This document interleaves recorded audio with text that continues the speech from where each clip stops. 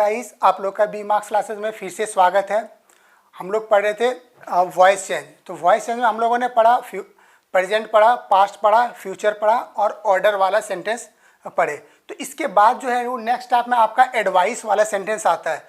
तो जब भी कोई सेंटेंस ये पता चले कि वो एडवाइस देने की बात बोल रहा है तो उसको पैसिव में कैसे बनाएंगे, उस चीज़ को आज हम लोग देखते हैं। तो एडवाइस वाला सेंटेंस जो रहेगा वो आपका स्ट्रक्चर रहेगा आपका एक्टिव में V1 प्लस ऑब्जेक्ट। तो जब भी इसका पैसिव में बनाएंगे तो पैसिव में जो बनाने का तरीका है वो आपका है, सबसे पहले तो ऑब्जेक्ट एज ए सब्जेक्ट के रूप में आएगा, इसके बाद आएगा आपका शुड, फिर आएगा बी और इसके बाद आएगा वर्ब का थर्ड फॉर्म। तो शुड बी का यूज करेंगे। जब भी एडवाइस वाला सेंटेंस आएगा हमेशा हम लोग उसमें पैसिव में शुड बी का यूज करेंगे। तो देखते हैं एग्जांपल से।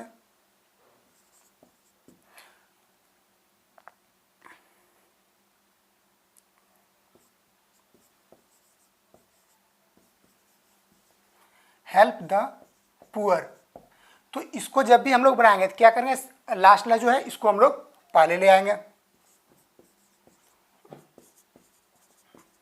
तो द पुअर, इसके बाद क्या था आपका शुड और बी, तो यहाँ शुड और बी लिखेंगे, शुड बी। उसके बाद आपका वर्ब जो था हेल्प था, तो हेल्प का वर्ब का थर्ड फॉर्म लिखेंगे यहाँ पर हेल्प्ड, ये आपका बन गया। तो जब भी ये आएगा एडवाइस वाला हम लोग इस स्ट्रक्चर में रख करके बना लेंगे। तो देखते हैं एक और एग्जांपल।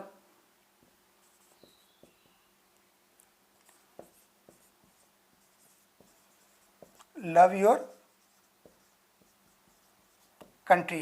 तो इसका क्या बन जाएगा पैसिव में, सबसे पहले ये योर कंट्री इधर आ जाएगा, योर कंट्री। इसके बाद क्या था आपका शुड बी, तो शुड बी का यूज करेंगे, शुड बी। इसके बाद आपका था क्या लव, इसका वर्ब का थर्ड फॉर्म होगा लव्ड।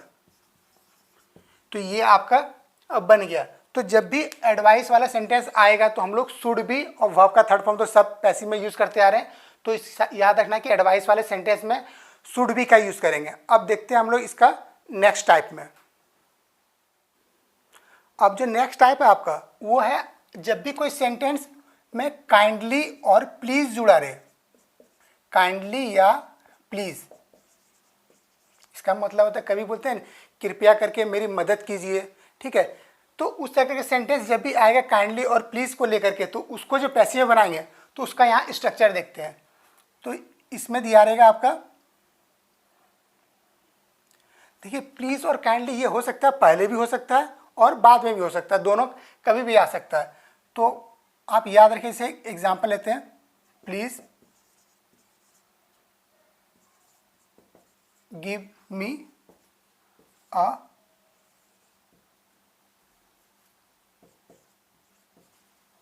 पेन। तो जब भी ये प्लीज वाला सेंटेंस आएगा या काइंडली वाला सेंटेंस आएगा, उसका जो पैसिव बनाएंगे तो उसका पैसिव में जो स्ट्रक्चर होता है वो होता है यू आर रिक्वेस्टेड टू। उसके बाद आपका जो भी लिखा हुआ रहेगा V1, उसके बाद यहाँ भी जो भी रहेगा सबको यहाँ पर लिख देना है, ठीक है। तो इसका जो पैसिव तरीका है वो क्या करते हैं हम लोग, यू आर रिक्वेस्टेड टू का यूज करते हैं। तो इस एग्जाम्पल जो यहाँ लिखे हुए please give me a pen, इसका कैसे बनाएंगे हम लोग पैसिव में। तो सबसे पहले क्या लिखा हुआ था, यू आर रिक्वेस्टेड टू का यूज करेंगे, ठीक है। उसके बाद है give me a pen, you are requested to give me a pen.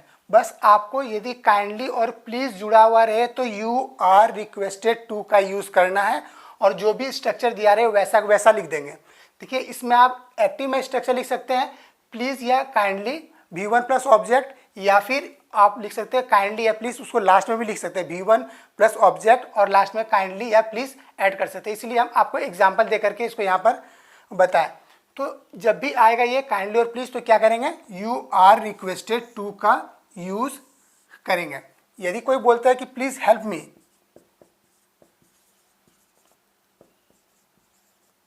Please help me, तो इसका भी वही करेंगे, या काइंडली हेल्प मी। देखिए यहां तो प्लीज लिखा हुआ था, इसको करते हैं यहां पर काइंडली।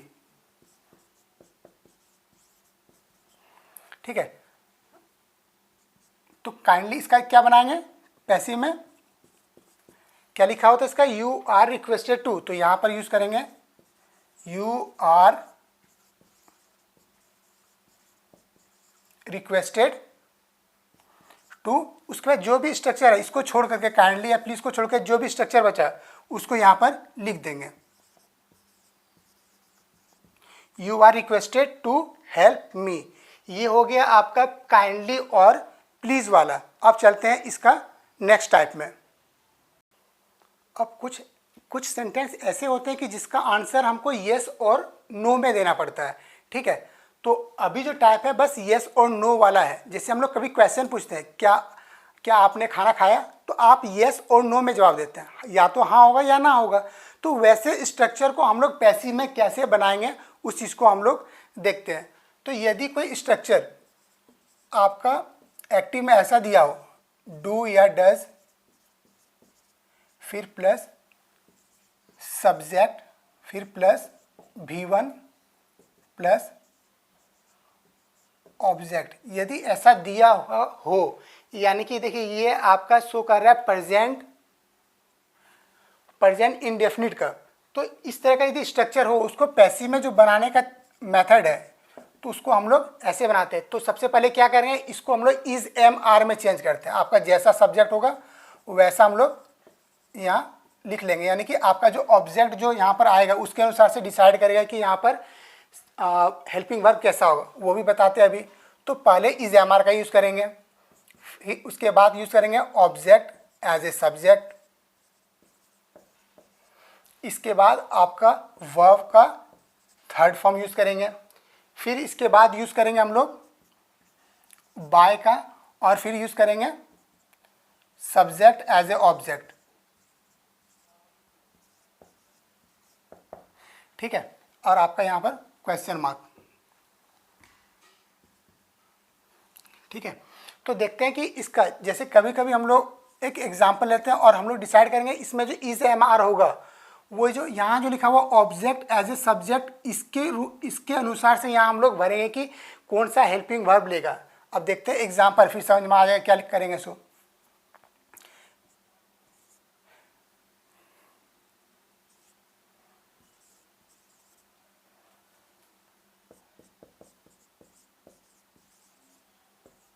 अब देखिए लिखा हुआ डू यू लाइक हर। अब क्वेश्चन पूछे कि डू यू लाइक हर, आपका आंसर आ गया या तो यस या फिर नो। तो यस और नो वाला ये स्ट्रक्चर है। तो इसमें सबसे पहले क्या बताएं कि इज एम आर का यूज़ करेंगे। अब हमको यहाँ पर इज एम आर भरना, अब इज होगा या एम होगा या आर होगा ये आपका डिसाइड करेगा, ये नहीं डिसाइड करेगा। आपका जो ऑब्जेक्ट है अब ये सब्जेक्ट के रूप में आएगा, यानी कि हर को हम लोग उसका सब्जेक्ट के रूप में हम लोग सी लिखते हैं। तो सी डिसाइड करेगा कि क्या लेगा। सी सिंगुलर था तो यहाँ पर इज लिखें, और इसके बाद आपका जो ऑब्जेक्ट था वो एज ए सब्जेक्ट के रूप में आ रहा है, इज सी। इसके बाद क्या था, वर्ब का थर्ड फॉर्म, तो वर्ब था लाइक, इसके बाद आ जाएगा आपका लाइक्ड। इसके बाद क्या था आपका बाय, तो बाय लिखना है।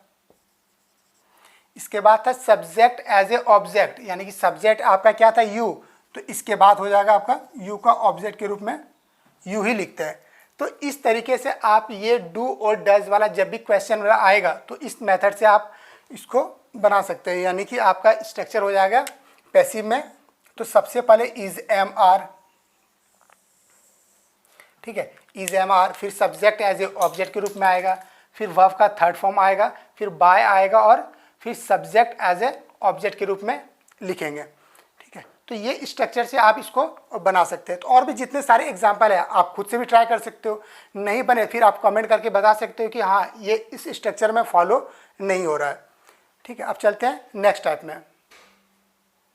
अब चलते हैं इसी का येस और नो का दूसरा टाइप। यदि वो हैज़ हैव से स्टार्ट हो, तो यानी कि परफेक्ट की बात करते हैं, प्रेजेंट परफेक्ट वाला, कि has have plus subject plus V3 plus object ये आए, तो उसको कैसे पैसिव में बनाएंगे।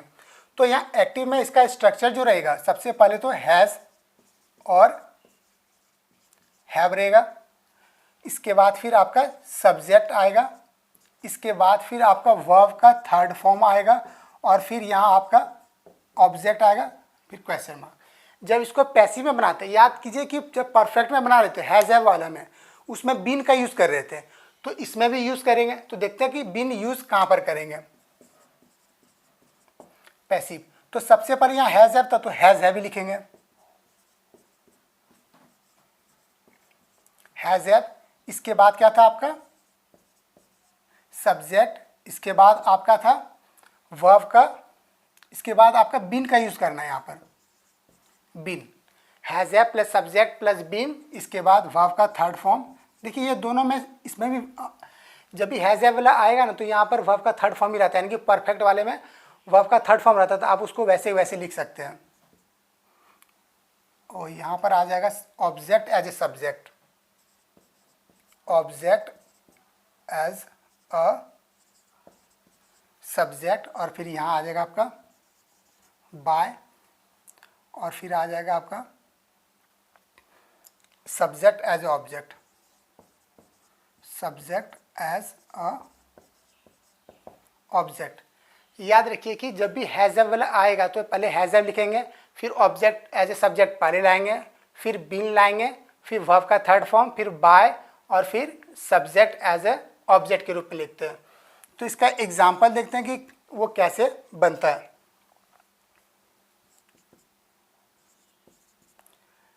हैज़ ही इनवाइटेड यू, तो ये जो लिखा हुआ हैज़ ही इनवाइटेड यू, तो इसको जो बनाएंगे हम लोग क्या लिखते हैं, सबसे पहले हैज़ या हैव। आपको बताया कि यहाँ जो हेल्पिंग वर्ब होगा पैसिव में, ये लास्ट के अनुसार से डिसाइड होगा, क्योंकि यही आपका आप सब्जेक्ट के रूप में आएगा। यदि कन्फ्यूज़न हो तो सबसे पहले इसको ले आइए, यू का यहाँ यू लिखेंगे।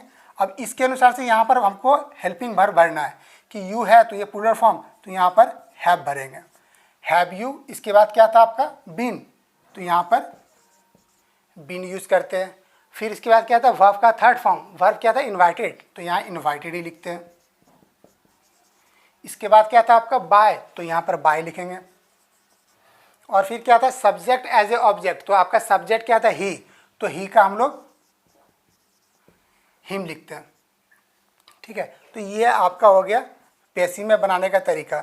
बस याद रखिए कि प्रेजेंट परफेक्ट वाला जो बना है बस क्वेश्चन है, हैज़ हैव को सिर्फ पहले ले आया और कुछ नहीं किया इसमें। हैज़ हैव को पहले ले आया और बीन का यूज़ कर रहे हैं ये हैज़ हैव वाले में। इसको हम लोग परफेक्ट टेंस बोलते हैं, प्रेजेंट परफेक्ट में, प्रेजेंट परफेक्ट। तो ये जब भी रहेगा प्रेजेंट परफेक्ट में येस और नो वाला, तो उसको हम लोग यहाँ पर इस स्ट्रक्चर को लेकर के बनाते हैं। अब चलते हैं इसके बाद हम लोग इसका नेक्स्ट टाइप में। ये तो था आपका प्रेजेंट परफेक्ट वाला। अब इसके बाद देखते हैं हम लोग पास्ट इंडेफिनिट में। यदि आपका पास्ट इंडेफिनिट में येस और नो वाला रहे,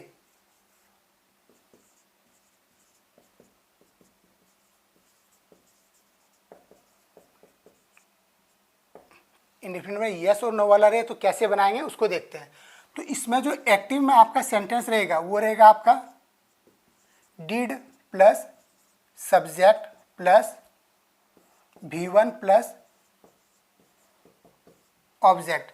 तो जब भी इसको पैसिव में बनाएंगे तो उसको हम लोग कैसे बनाते हैं, सबसे पहले देखिए जब भी पास्ट रहेगा तो हम लोग इज एम आर यूज़ या हैज़ हैव यूज़ नहीं करते हैं, हम लोग यूज़ करते हैं वाज और वर का। तो यहाँ पर वाज और वर लिखेंगे। इसके बाद आएगा object as a subject, object as a subject. इसके बाद फिर आएगा आपका वर्ब का थर्ड फॉर्म, और इसके बाद फिर आएगा आपका बाय, और फिर आएगा आपका सब्जेक्ट एज ए ऑब्जेक्ट। तो इसमें यूज़ क्या किया हम लोग, सिर्फ वाज और वर का। ठीक है। तो वाज और वर ऑब्जेक्ट, इसको तो चेंज करते ही थे कि ऑब्जेक्ट को पहले लाते थे, फिर उसके बाद वर्ब का थर्ड फॉर्म यूज़ किए, फिर बाय का यूज़ किए, और फिर आपका जो सब्जेक्ट था इसको लास्ट में ले गए। इसका एग्जाम्पल देखते हैं हम लोग।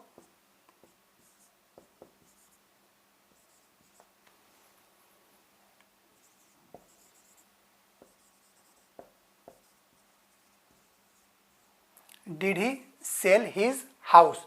तो सबसे पहले इसमें क्या करेंगे हम लोग, वाज और वेयर का यूज करेंगे। तो हिज हाउस था तो यहां पर वाज का यूज करेंगे, वाज हिज हाउस, यानी कि लास्ट लग पहले ले आए। इसके बाद क्या था, सेल, यानी कि इसका हमको वर्ब का थर्ड फॉर्म लिखना है। तो यहां पर क्या लिखेंगे, sold, was his house sold. उसके बाद क्या था, बाय, ही का लिखेंगे हम लोग, हिम। तो ये हो गया आपका पास्ट इंडिफिनिट में यस और नो वाला जब भी रहेगा तो हम लोग क्या करेंगे, वाज और वर लेकर के इसको पैसिव में बना देंगे। अब चलते हैं हम लोग पास्ट और पास्ट परफेक्ट में। अब हम लोग देखते हैं कि पास्ट परफेक्ट में जो है उसको कैसे बनाएंगे, वो भी यस और नो वाला। तो सबसे पहले इसमें एक्टिव में जो रहेगा वो आपका स्ट्रक्चर रहेगा, थोड़ा सा इधर लिखते हैं,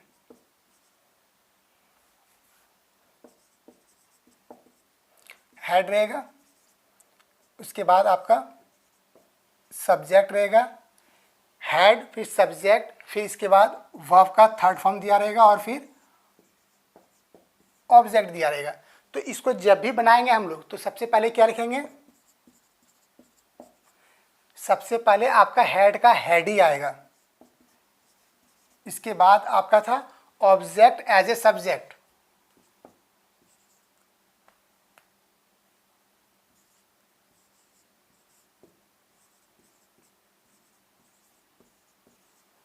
इसके बाद आपका क्या आएगा, वर्ब, इसके बाद हैड, हैव और हैज़, हैव, हैज़ और हैड, ये जब भी आता था हमेशा पैसिव में बिन लेगा। तो यहाँ हैड था तो यहाँ पर क्या लिखेंगे, बिन का यूज़ करेंगे, ये बिन हो गया। इसके बाद आएगा आपका वर्ब का थर्ड फॉर्म, तो इसके बाद क्या लिखेंगे हम लोग, फिर बाय लिखते हैं और फिर सब्जेक्ट एज ए ऑब्जेक्ट, ठीक है। अब इसका एग्जाम्पल हम लोग देखते हैं। इसके लिखा हुआ इसमें had he done the task, ठीक है। तो इसमें जो है सबसे पहले क्या करेंगे कि ये हैड है तो हैड ही लिख देंगे, हैड का हैड लिखते हैं और फिर क्या लिखेंगे, द टास्क था, द टास्क। उसके बाद क्या लिखेंगे, आपका बिन का यूज करते थे, बिन। इसके बाद क्या था आपका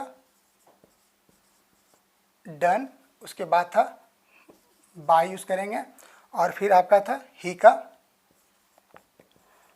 हिम यूज करेंगे। तो जब भी ये आपका पास्ट परफेक्ट वाला आएगा तो क्या करेंगे हम लोग, हैड फिर सब्जेक्ट फिर वर्ब का थर्ड फॉर्म रहेगा फिर ऑब्जेक्ट रहेगा। तो इसको जो बनाने के तरीके हैं तो क्या लिखेंगे, हेड, हेड का तो पहले ही आएगा, फिर ऑब्जेक्ट आप पहले लिखेंगे ऑब्जेक्ट एज ए सब्जेक्ट के रूप में, फिर बिन का यूज करेंगे, फिर वर्ब का थर्ड फॉर्म, फिर बाय, फिर सब्जेक्ट एज ए ऑब्जेक्ट के रूप में इसको हम लोग लिखते हैं। तो ये हो गया आपका पास्ट परफेक्ट का। अब देखते हैं इसके बाद हम लोग चलते हैं फ्यूचर में। तो फ्यूचर में कैसे बनेगा वो देखते हैं। अब चलते हैं हम लोग फ्यूचर इंडेफिनिट में, क्वेश्चन वाले में देखते हैं इसमें कैसे बनता है। तो future in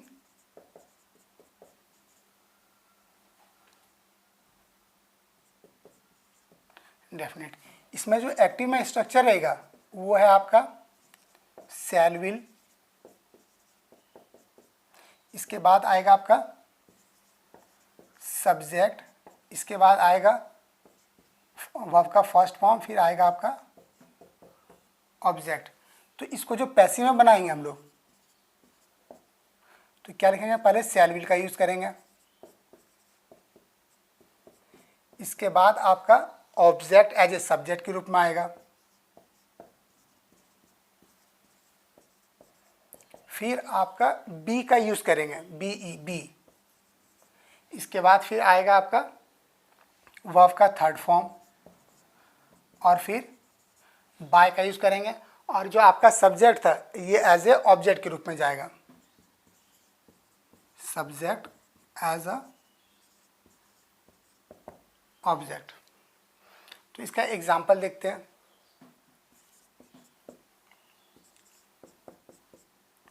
will he cut the tree. तो इसको जब बनाएंगे तो क्या लिखते थे, पहले शैल विल, तो शैल विल का यहाँ स्ट्रक्चर बिठाएंगे।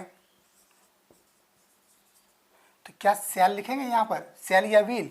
अब देखिए यहाँ पर क्या था, ट्री था, तो विल लिखेंगे। शैल तो सिर्फ हम लोग आई और वी के साथ यूज़ करते हैं, तो यहाँ इसका पैसिव में आ जाएगा, सबसे पहले विल होगा। इसके बाद आएगा आपका द ट्री, पहले आएगा विल द ट्री। इसके बाद क्या आएगा आपका, बी था तो बी लिखेंगे। अब लिखा हुआ कट, देखिए कट का कटेड नहीं करते, कट का कट ही रहता है, तीनों फॉर्म में कट ही रहता है। तो यहाँ पर हम लोग कट लिखेंगे, will the tree be cut. इसके बाद क्या था, बाय, तो बाय लिखेंगे। इसके बाद था ही, तो ही का हम लोग यहाँ पर ऑब्जेक्ट के रूप में हिम लिखेंगे। तो ये हो गया आपको फ्यूचर इंडेफिनिट पर बनाने का तरीका। बस कुछ नहीं करना था, आप जैसे फ्यूचर इंडेफिनिट वाले को बनाते थे, सिर्फ शैल विल को हम लोग पहले ले जा रहे हैं। आपका सेम आपको चलेगा फिर इसमें फ्यूचर परफेक्ट में भी क्या करेंगे, उसमें जो विल हैव और शैल हैव रहता है, तो विल और शैल को पहले ले आएंगे। तो देखते हैं उसका कैसे बनता है। अब चलते हैं नेक्स्ट स्टेप में। अब देखते हैं हम लोग फ्यूचर परफेक्ट में।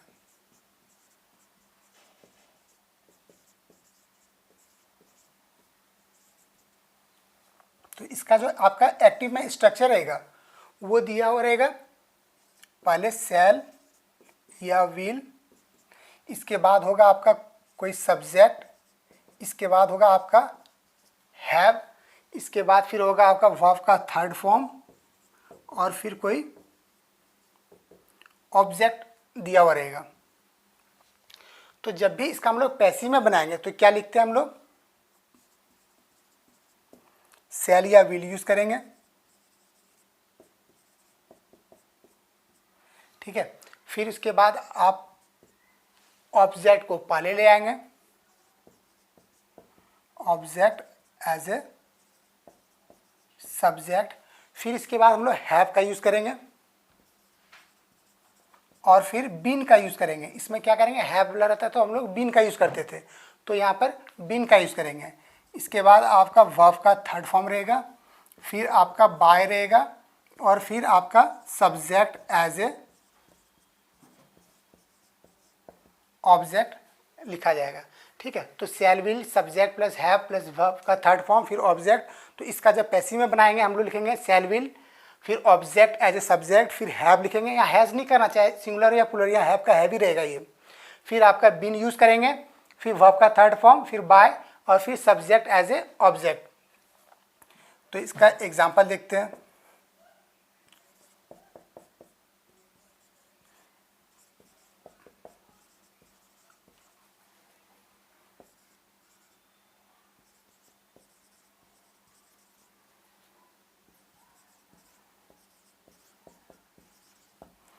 अब क्या लिखा हुआ, will the children have made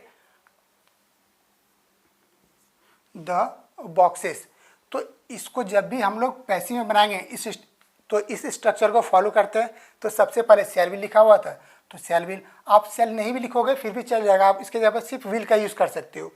तो यहाँ पर विल लिखेंगे हम लोग, यदि आए रहे फिर भी विल यूज़ कर सकते हो। ठीक है, तो विल, इसके बाद आपका क्या आ जाएगा, ये लास्ट वाला जो ऑब्जेक्ट है ये आपका पहले आ जाएगा, विल द बॉक्सेस।